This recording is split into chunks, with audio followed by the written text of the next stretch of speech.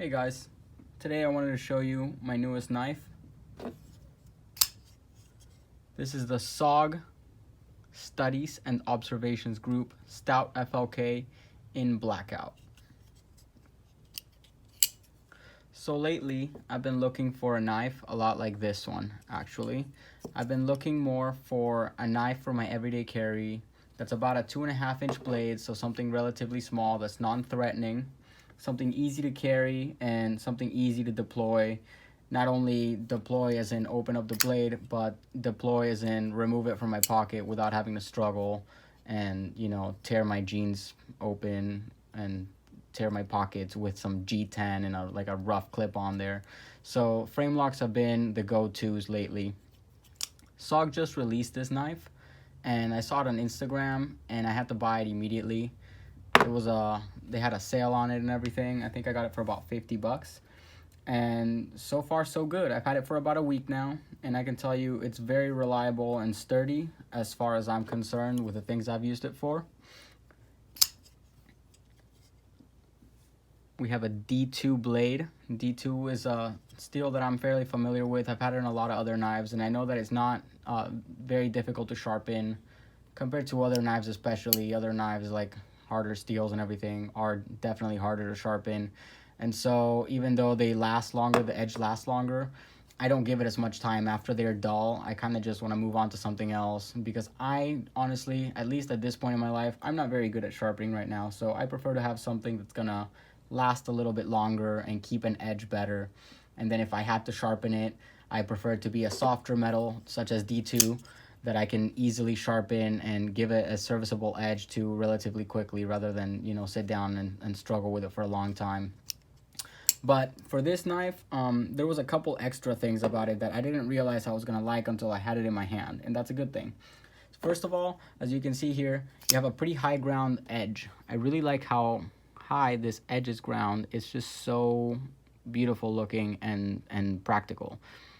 Seeing how wide that angle is, it looks to me right now, I haven't tried it, but it looks to me like it's going to be a relatively easy knife to sharpen. Like I said, it's not going to be something with a weird angle that I'm not going to be able to get the hang of. And another thing that I liked about it, I did see this obviously when I bought it, but I saw this finger choil here and I thought, oh, for a 2.5-inch blade, I definitely want a knife that has a finger choil so that it gives me more options as far as grip goes and as far as utility goes as well. I like a knife that you can hold in a variety of positions. You can give yourself a little bit more reach, or you can choke up on it, grabbing the choil in different ways so that you can get more control rather than reach, especially for a small utility knife like this.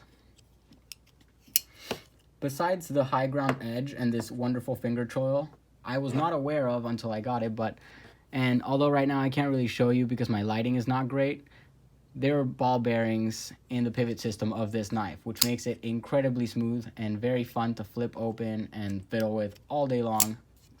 Closes smoothly too.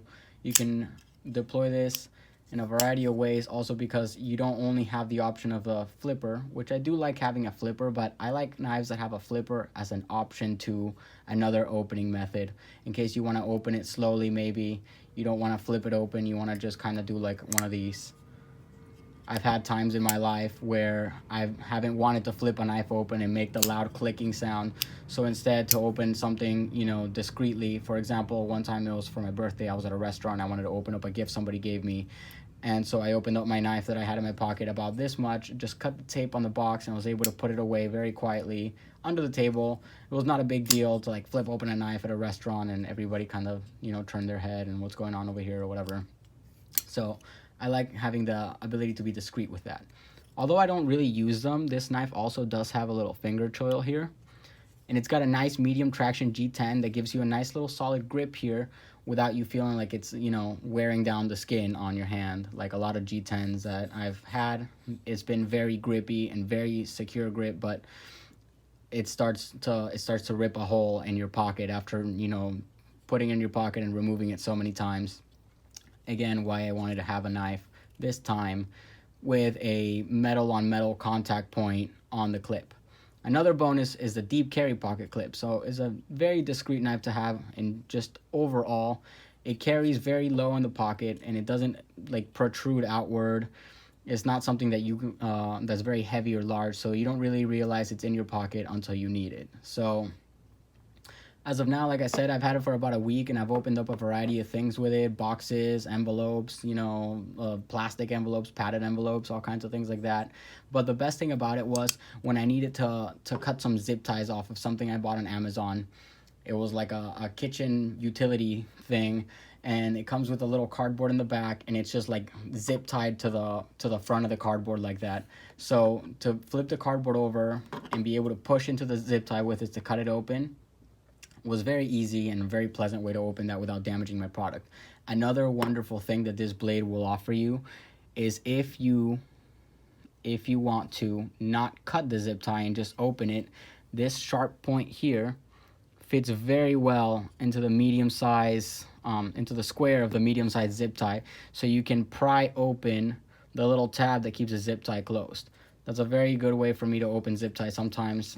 Sometimes you come across a zip tie that you don't want to cut open or whatever. You kind of just want to open it up carefully, and you don't want to have to cut it off, and you don't have other zip ties maybe, and perhaps you want to just reuse that with something else. So this gives you the option to unlock a zip tie as opposed to just cutting it open and throwing it away. So obviously for my product that I was trying to get at, I didn't need to save the zip tie, but I wanted to test that feature out, and it worked very well. So I'll be back with more information about this knife, the more experience I get with it, and the more time that it spends in my pocket and everything like that until I replace it for something else. But as of now, I'm very happy with it. Very solid, very sturdy little knife for the price and for the size. So I hope you guys enjoyed this video, and I hope it helps you make a decision on it if you're looking to buy it or not. And I'll see you guys on the next time. Thanks for watching.